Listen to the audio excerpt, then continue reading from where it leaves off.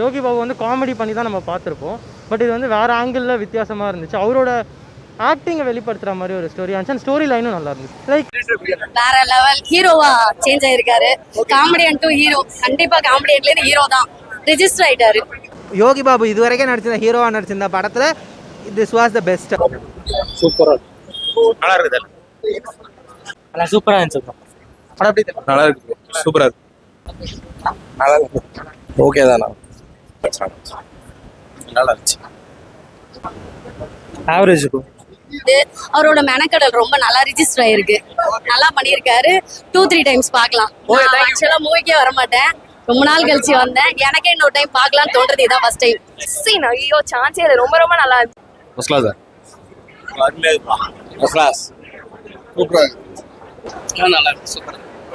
இதுல வந்து நிறைய போர்ஷன் அவரை தான் ரெஜிஸ்டர் பண்ணியிருக்க ஃபீல் வருது. ஆஸ் எ ஹீரோ இந்த படத்தோட ஆஸ் எ ஹீரோ காமெடியன்ல இருந்து ஹீரோவா தான் எனக்கு அவர் ப்ரொஜெக்ட் ஆனாரு. ரொம்ப நாளைக்கு அப்புறம் ரொமான்டிக் சாங்ஸ் கூட அந்த இன்னசென்ட் அழகா இருக்கு அவருக்கு ப்ளே பண்ணும்போது.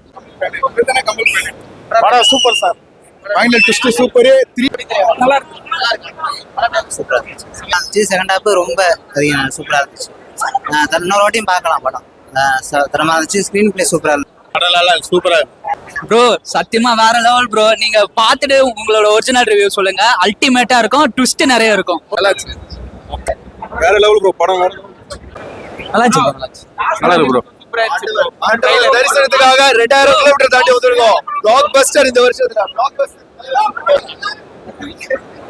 5000. ஆனா இன்டெல்க்கு அப்புறம் தான் செம்மையா இருக்கு. இன்டெல்க்கு அப்புறம் தாமே ஒரு நல்ல ஒரு இது இருக்கு. ஆனா பார்ட் 3 வந்து லாஸ்ட்ல போட்டாங்க. ஒன் டைம் பார்க்கலாம். நல்லா இருக்கு.